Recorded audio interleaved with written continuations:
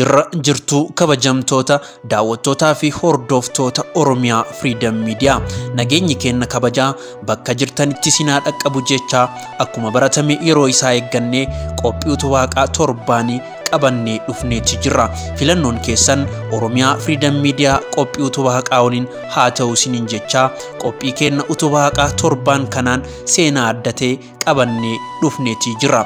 Kunis Oromootee gabrummaan yeroo afuraffaa gurguramee shanaffaa irratti mootii Hindii ta'uun biyya Hindii kan bulche eenyu kan jedhu qophii kenna utubaqaa hadhaatiin kan isin biraan geennu fi kan isiniin wal barsiisnu ta'a.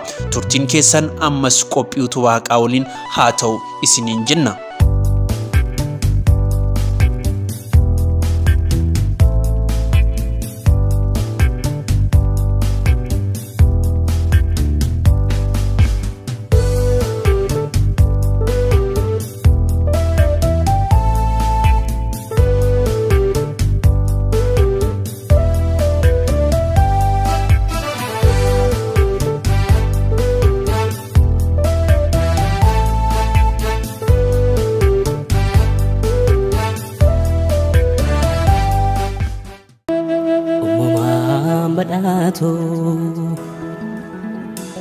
جنتا لفرا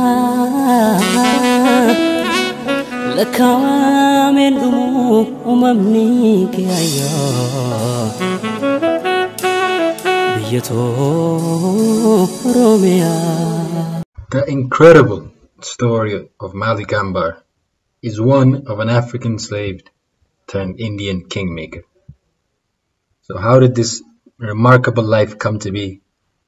Well, let's set our time machines to 1548 and find out. Onaa hubannaan yookiin lafa teessuma gosa hubannaa irraa kan burqe akkuma beekamu gosti hubannaa gosa gootummaa fi qoroominna addaa fi seenaa duudhaa fi hodaan kan beekamtu yoo ta'u qaroo sabaa ta'uun galaa seenaa gudunfataniitii jiru. Ilmaan hubannaa jireenya hawaasummaan kan beekaman yoo ta'u walitti dhufeenya biyyoota ollaa cimsuuf biyyoota akka Arabaatii fi Sumaaleen wal keessa hojjechuun qooda guddaa gumaachaa turaniitii jiru. Yeroo gootummas goota qixxeekumaa kan akka Bakar Waaree fi murtii guutoo hordofuun seenaa Oromoo keessatti qooda yookiin gumaacha guddaa baachaa warra as gahedha. As keessatti seenaa gooticha ilma hubannaa kan gootummaa isaa tulluu Everestii ta'ee addunyaa dinqisiise tokko wal isiniin barsiisna. Gootichi kun maqaan isaa Malik Ambar jedhamuun beekama. Malik Ambar dhala hidda hubannaa balbala Nooleerraa bara 1549tti nama dhalateedha.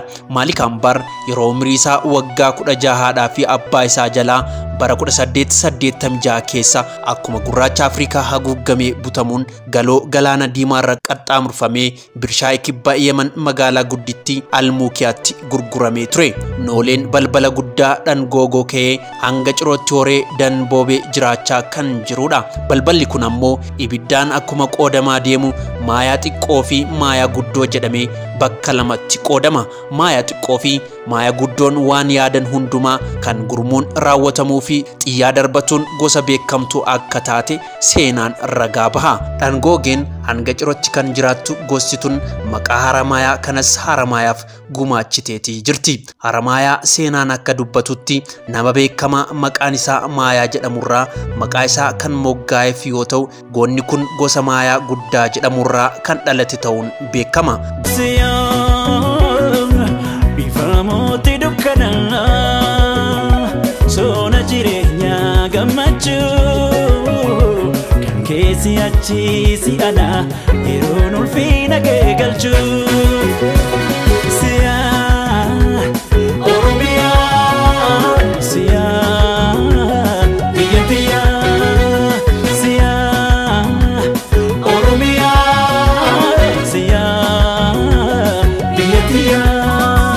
Malik Ambar.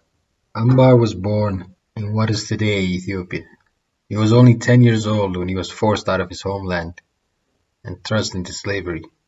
He found himself in a system where 10 to 12,000 Ethiopians were sold as slaves to the Middle East annually. After spending a decade in the Middle East, Ambar moved again.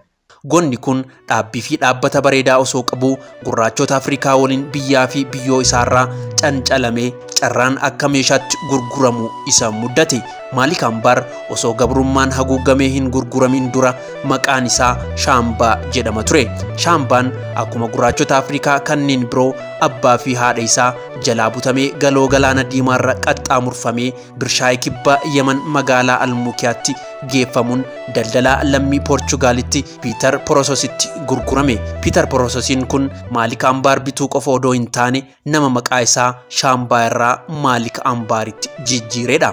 Piiter Porososiin akkuma Maalik Ambaar biteen amalaa fi dandeettii inni qabu erga laaleen booda hambifachuu caalaa gabaa birootti yoo geesse maallaqa guddaa akka baasuuf herreega godhe. Daldalaan Poorchugaaliin kun akkuma karoorfate gama Iraaqitti geessuun gabaa qaalii Alqaawdaa Maccaa Baaqdaaditti nama maqaan isaa Kiyaazii Huseen jedhamutti maallaqa guddaan yeroo lammaffaaf gurgurateen. Kiyaaz Huseen Maalik Ambaar gama hundumaan erga laalee madaalee booda birrii baankii baasuuf baankii galchuu isa barsiise. Kana boodas amalaa fi siyaa'ummaa inni qabu erga jaallatee booda maqaa Masoo Huseen jedhamu Maalik Ambaariif moggaase. Erga Yemen ture yeroo gabaabduu booda namni kun yoo du'u Maalik Ambaar amma sireen isaa yeroo sadaffaaf gurguramuun isa mudate. Namni isa bitate kunis maqaan isaa Qaasim jedhama. Maalik Ambaar Qaasim Al-Baaqdaaditti erga gurguramee booda isa dhumaa gabaa Hinditti daldalaa Pitraavaad Rookentii jedhamutti yeroo afuraffaaf gurguramee bitame. Gabaan kun gabaa booree guutummaa Maalik yoo ta'u yeroo dhumaaf mootii Maalik Hindii kibba Diizaa shaayii Siiziningitti gurgurame. Hindiin akkuma saba Oromoo saba duudhaa siyaasaa dinagdee fi hawaasummaa bareedaa qabdu waan taateef Maalik Ambaar akkuma dhaqeen agarsiisa aadaa fi shubbisa garagaraatti hirmaate. Maalik yeroo hedduu agarsiisa akkanaarratti yoo hirmaatu namoonni hedduun akka isatti bitamanii Hindii dhufanii jiraachuu ni bare. Achumaan ka'ee hegeree isaatti ni tilmaame.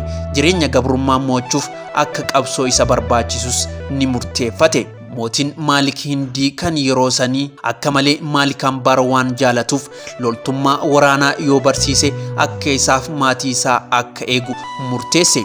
Haaluma kanaan Maalikis waggaa 9 of eeggannoo cimaa fi amala qabeessaan mootii Maalik erga tajaajilee booda mootii Maalik Hindiitis afaan Arabaa Faranchii erga barsiisee loltummaa fi basaastummaa itti dabaluun isa barsiise. Maalik Ambaar haaluma kanaan odoo jiruu sulxaanota Hindii xixiqqoo waliin wal baruu jalqabe.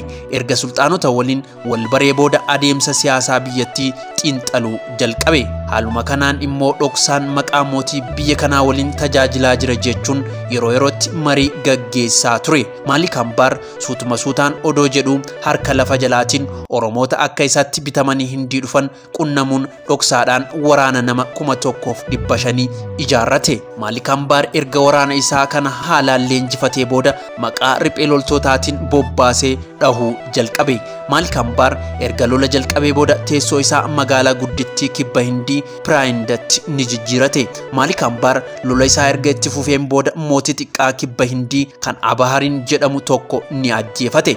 Nama Itoophiyaa isa jalqabaa nama weeraree aangoo qabate ta'uun beekamtii guddaa addunyaa irratti argate. Boodarra garuu humnoota loltoota kurmaniin mootamullee abdii muree odoo hin taane riphee loltummaa isaa itti fufee ijjannoo haaraa galmeessise. Injifannoon kunis bulchiinsa Beereerii fi Abiheerii harka isaatti galfatee akkuma injifateen naannoo lamaan tana bulchuuf sulxaanota waliin ni mallatteesse. Kanumaas jeneraalota lamaan Kiyoon Kiyaaniin jedhamaniin rukutamus ni kuffise. Haaluma kanaan ammas humna jajjabaa lama kan mootii Maalik Hindii ajajamuu didan kan maqaan isaanii Liikoojii fi Dhaadeeraa jedhamanii wal waraanuu jalqabe. Odoo hin injifatin humna jabaa fi teeknika waraanaa itti jijjiiruun jara hundumaa dhabamsiise. Sana booda mootii Maalik Hindii ta'uun aangoo qabate. Maalik Ambaar dubartii Siidii jedhamtu fuudhuudhaan ijoollee 4 argatee dhiira 2 fi dhalaa 2 kan argate yoo ta'u isaanis Biibii fi Kaariim akkasumas dubararraa Fatii fi Cheenzii godhachuun bara 1626tti waggaa 80ffaa isaatti addunyaa tanarraa godaane.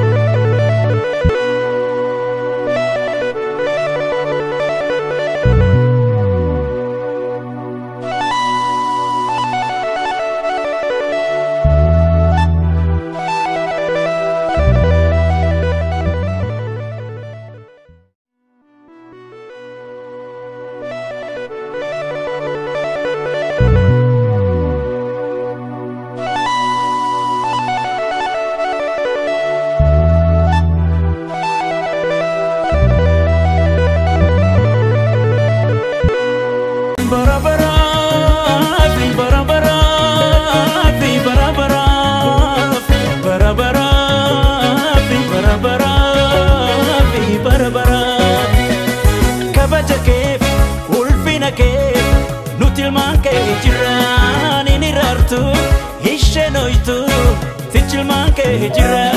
Maalik Ambaar erga boqotee booda intalti isaa ilma warra mootitti heerumuu ishee seenaatu dubbata. Egaa kabajamtoota daawwattootaa fi hordoftoota Oromiyaa Freedom Media qophii kennootu baaqaa torbaan kanaan seenaa bohaarsaa fi gammachiisaa akka hordofaa turtan abdii guddaa qabna. Qophii kennootu baaqaa torbaan kanaan kan hanga ammaa daawwataa turtan ture. Torbaan ammoo qophii utubaaqaa biraan hanga walitti deebinutti torbaan gaarii isiniif hawwina. Qopheessaa fi sagaleessaan an Rabbirraa galchuuti. Odeeffannoo funaanuun kan na waliin ture Gadaa Walaabuu ture. Torbaan hanga walitti dachaanutti qophiilee Oromiyaa Freedom Media waliin yeroo gaarii qabaadha.